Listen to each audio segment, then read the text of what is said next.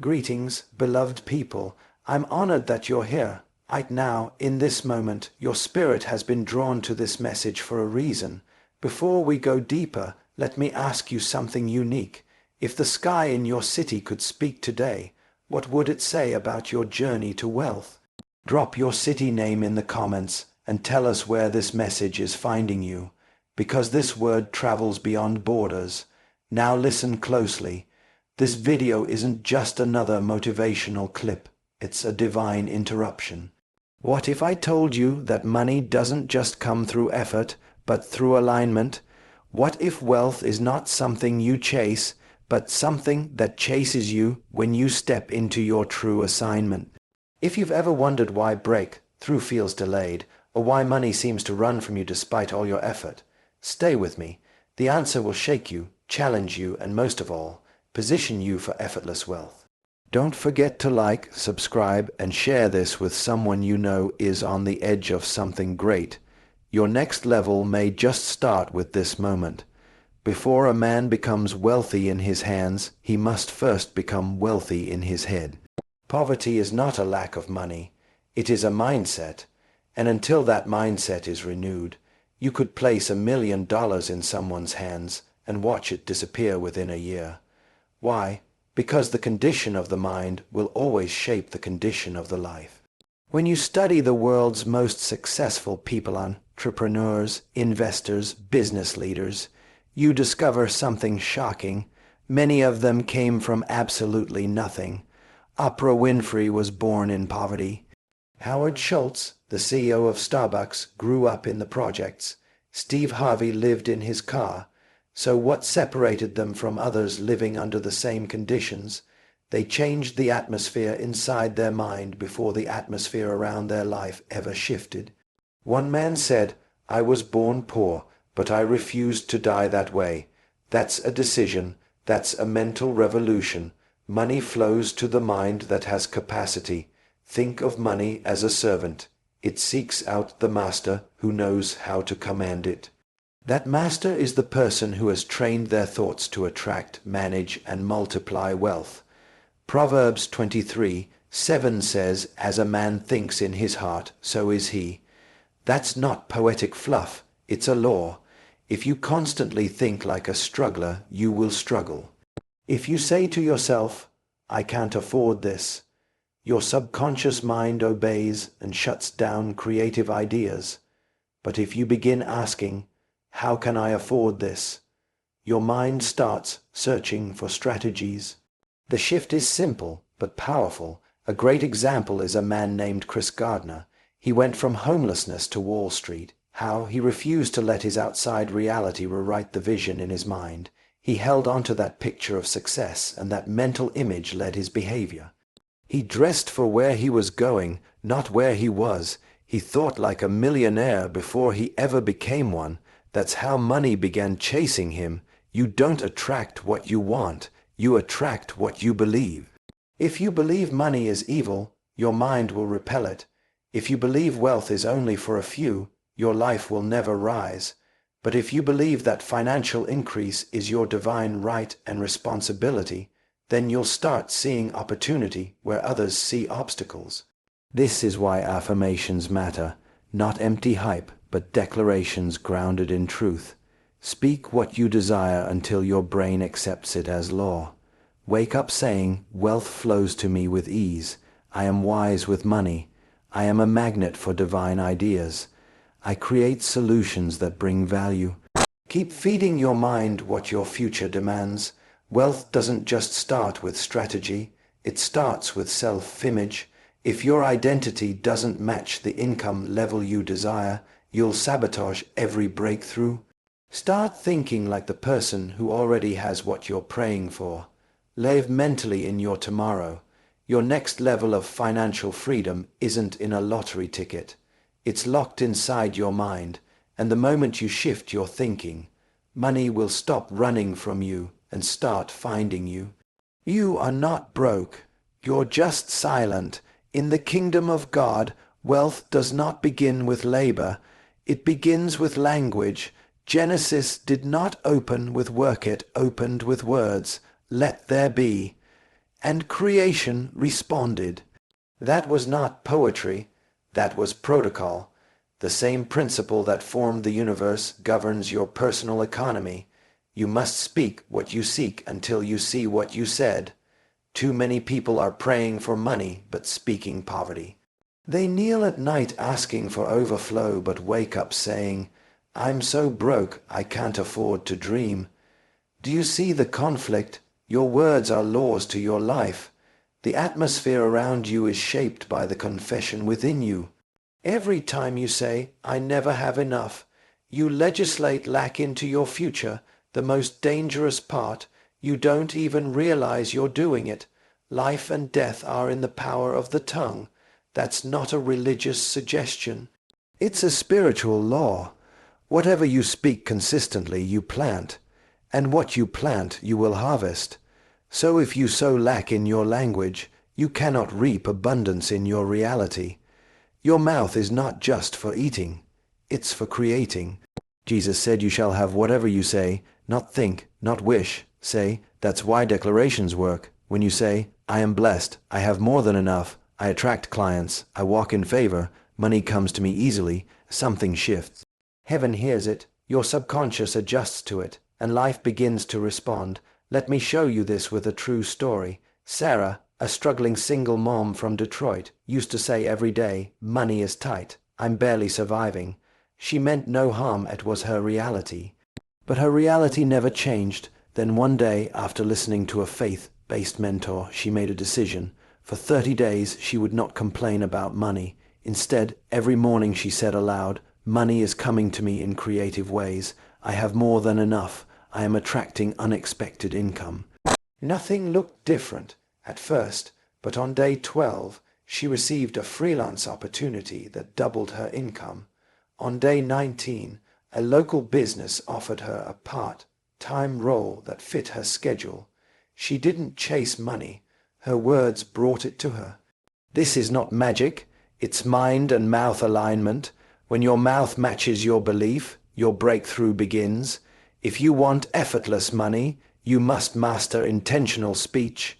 Your future is not in the economy. It's in your vocabulary. Stop saying, "I'll never be rich." Start saying, "Wealth is my portion. My ideas produce profit. Money works for me, not the other way around." Keep speaking it, even when you don't feel it. Faith doesn't speak what is. It speaks what will be. So ask yourself, are your words working for you or against you? What you say sets the standard for what you receive. Don't be casual with your confession. Your bank account is listening. You were never created to live in debt. You were created to rule. When God formed man, he didn't hand him a loan. He handed him dominion. He gave him authority over the earth, the systems, the resources, and the productivity of everything around him. Lack was never a part of the original design. So whenever you find yourself struggling financially, drowning in debt, begging for help, something is out of order. You are operating beneath your intended design. Debt is not just a financial problem. It is a spiritual contradiction. It enslaves the soul and silences the vision. Proverbs 22:7 says, "The borrower is servant to the lender." That means every time you swipe the credit card without strategy, take a loan you can't afford, or live above your means to impress people who don't care, you're trading your dominion for bondage. But here's the good news. Your original blueprint still exists. You were made to govern wealth, not be governed by it. Think of an eagle raised in a chicken coop. It may act like a chicken, eat like a chicken, even peck the ground, but its DNA is different. Its wings were made for the sky. In the same way, you may have grown up in poverty, may have inherited poor money habits, may have made foolish financial choices, but you were not made for that lifestyle. You were made for dominion. Dominion is the ability to master and multiply. It means you not only receive money, you manage and increase it. That starts with understanding that money is not your master. It is your tool. You are not on earth to serve money. Money is on earth to serve you, your purpose, your calling, and your assignment. The most powerful people in the world are not those with the biggest salaries. They're the ones who understand how to control the flow. Wealthy people don't chase money. They structure systems that cause money to chase them. That's dominion. You can have it too, but you must change your relationship with money. Instead of saying, I need money, start asking, what value can I create? Instead of saying, I hope I get paid, begin saying, I will own my output. This is how you take your place back. Let's take the example of Marcus, a former warehouse worker. He was drowning in credit card debt and barely surviving paycheck to paycheck. But one day, he realized he was designed for more. He studied financial principles. He cut unnecessary spending. He started a side business fixing old electronics. Within 18 months, not only was he debt-free, he had built a six-figure income stream from scratch. What changed? He stopped acting like a borrower and stepped into dominion. When you stop letting money rule you, and you start mastering it with wisdom, strategy, and spiritual alignment, something powerful happens. Money begins to respect your authority, and then it flows, not with force, but with ease. Debt does not define you. Dominion does. Stand up, speak up, and take your place. Money is not just earned, it is released. And in the kingdom of God, the release of wealth is activated through a principle so simple, it is often ignored. The principle of seed. Until you understand this law, money will feel like a mystery, but once you grasp it, you'll never fear lack again. Everything in God's economy functions by seed time and harvest. Genesis 8:22 says, as long as the earth remains, seed time and harvest shall not cease. That means giving isn't a religious ritual. It's a financial technology. Your seed is not just a donation. It's an investment in your future. Whatever you sow, you schedule. People often say, when I get rich, I'll give. But the kingdom says, when you give, you're on your way to riches. That's the inversion. The world teaches us to hoard, but heaven teaches us to sow. The farmer who eats all his seed has no future harvest, but the one who sows in faith is guaranteed a return. Let me give you a real life example. Lisa, a struggling nurse in Atlanta, felt led to sow the last $100 in her account toward a local outreach project. She hesitated. Fear screamed at her, but her spirit knew this wasn't just a donation.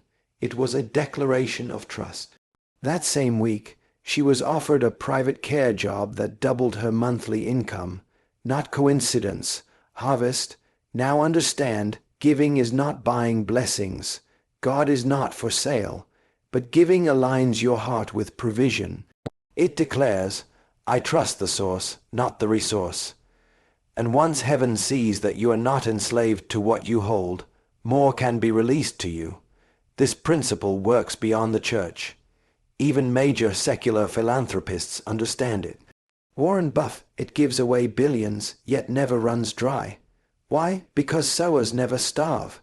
When you release money with intention, you make room for more to return. That's how wealth comes effortlessly, not through grinding alone, but through giving wisely. But here's the key. Your seed must leave your hand in faith, not in fear. It must be specific. A scattered seed reaps a scattered harvest, but a targeted seed creates a focused return. Speak over your giving. Declare the harvest, expect the return. This isn't superstition, it's stewardship. A man once said, you can count the seeds in an apple, but you can't count the apples in a seed. That's the power of sowing. One small act of generosity can unlock generational wealth. The problem is, most people want the harvest without ever planting the seed. That's financial rebellion. So if you want money to come to you effortlessly, make sure something is leaving you consistently. Give with joy, give with wisdom, give as a strategy. Money doesn't just come to keepers, it comes to conduits. Be the kind of person heaven can trust with overflow. Remember, if what you have in your hand is not enough to be your harvest, it's your seed. You don't need to chase money. Money is already chasing your purpose. One of the greatest mistakes people make is thinking that wealth comes from endless ambition. They believe that if they just hustle harder, work longer, and push more, money will eventually find them. But that's a dangerous lie. In the kingdom, wealth is not found in the grind. It's found in alignment. What is alignment? It means being in sync with the assignment God gave you. It means knowing who you are, why you're here, and what problem you were born to solve. Purpose is the address where provision is delivered. If you're not in position, the provision can't find you. It's like ordering a package and then moving to a different house. What's meant for you won't arrive unless you're in the right place. Ambition without assignment is like running fast in the wrong direction. And while the world may applaud your grind, heaven only funds your purpose. Let me give you a real example. David, a talented architect, spent 10 years trying to start multiple businesses. Coffee shops, online courses, investments, you name it, none of them took off. He was smart, hardworking, and driven, but still broke. One day he got quiet. He asked God, "What is my real assignment?" The answer shocked him. Design affordable housing for underserved communities. That was his purpose. The moment David aligned with that assignment, everything changed. Within months, he received grants from non-profit organizations. Investors came, contracts flowed in. He didn't chase money. Money came running to where he belonged. Why? Because purpose is magnetic to provision. This is why many people stay frustrated. They pray for wealth, but refuse to step into their assignment. They mimic others. They follow trends. They hustle, but they're misaligned. And misalignment delays prosperity. Purpose clarifies what to say yes to and what to ignore. You don't need 10 side hustles. You need one clear calling. When you lock into that, heaven backs you up. Favor follows focus. And favor opens doors no degree, no connection, no investor ever could. Jesus said, "Seek first the kingdom and his righteousness, and all these things will be added to you." That includes money. That includes ideas. That includes resources. But the condition is clear. Seek alignment, not just acquisition. Let's be clear. Wealth is a byproduct of obedience. You don't earn it by working harder. You access it by walking rightly. You prosper when your mission and your money flow in the same direction. You weren't designed to survive off hustle. You were designed to thrive in assignment. Your real breakthrough is not in a better job, it's in a clearer purpose. And once you lock into that, wealth won't feel like work. It will flow, so stop chasing trends, get quiet, ask, what problem was I born to solve? Then build your life around that answer. Because when your purpose is clear, money will find its way to you, even when you're not looking. Money doesn't move by magic, it moves by laws, invisible, spiritual, unbreakable laws. You may not see them, but they see you. And they don't respond to emotion, they respond to alignment. The reason many people struggle financially isn't because they're cursed. It's because they're ignorant of these laws, or worse, they break them without even realizing it. Let's be clear, money is not biased. It doesn't choose the good or the evil. It flows in the direction of obedience. That's why someone who doesn't even believe in God can become wealthy, because they're unknowingly honoring a law that works regardless of belief. But how much more should wealth respond to those who are spiritually aligned and purpose-driven? The first invisible law is value exchange. Money follows value. If you are not solving a problem, you will not receive a reward. People are not paid for time, they are paid for results. You could work 80 hours a week and still be broke if your output isn't meaningful. But one clear solution to a pressing problem can change your entire financial destiny overnight. The second law is discipline. Wealth flows towards structure. If you have no financial order, you will leak abundance. God doesn't bless chaos. Even heaven has gates, foundations, and streets in order. If you can't manage $100, you'll mishandle 100,000. That's not punishment, that's protection. The third law is expectation. Money responds to mindset. You can't walk around believing wealth is too good to be true and expect it to land in your lap. You attract what you prepare for. Expectation is proof of faith. When you organize your life for increase, when you save, strategize, study, and sow, you are signaling to heaven, I'm ready for more. I'll give you a story. Jamal, a barber from Chicago, used to spend every dollar he made. No savings, no plan, no growth. He kept praying for more income, but nothing shifted. Then he discovered this truth about invisible financial laws. He started tracking every expense, built a small emergency fund, and took a free online business course. Within a year, he opened his own barbershop and tripled his income. Nothing magical happened. He simply came into alignment. These laws aren't cruel. They're clear. Break them, and you'll struggle. Honor them, and money will come to you.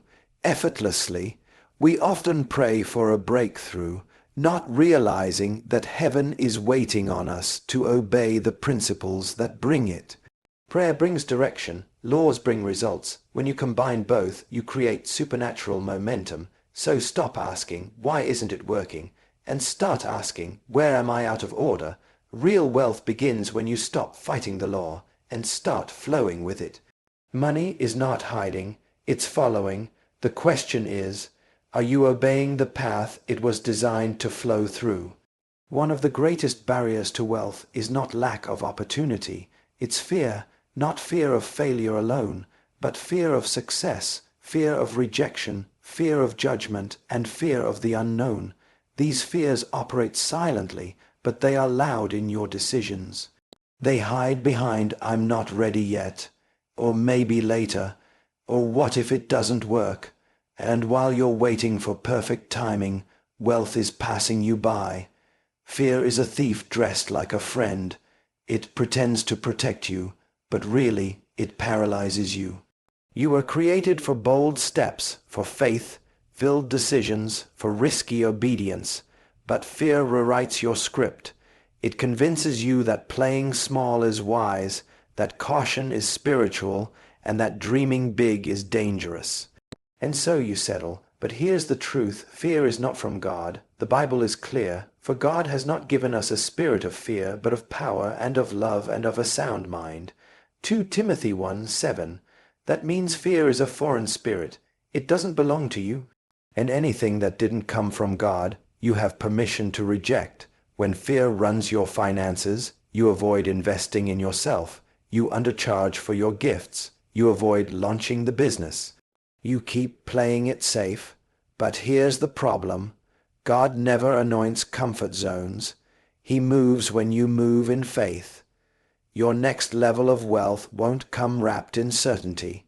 It will come wrapped in a risk. Let's talk about Jasmine, a gifted baker who dreamed of opening her own dessert studio. For 3 years, she talked herself out of it. What if no one shows up? What if I fail publicly? But one day, after hearing a teaching on fear, she finally stepped out. She rented a small space, announced her opening online, and sold out her first week. That was 5 years ago. Today, Jasmine owns 2 locations, employs 7 people, and earns 6 figures doing what she loves. What changed? She confronted her fear and walked through it. Faith isn't the absence of fear, it's moving in spite of it. Wealth flows to the bold. You cannot afford to let fear decide your financial future. So let me ask you, what would you start, launch, build, or charge if fear had no voice in your life? That answer is likely the key to your next breakthrough. Fear is loud, but it's also a liar. Speak louder. Move forward and watch how effortlessly wealth begins to flow. once fear is no longer blocking the gate.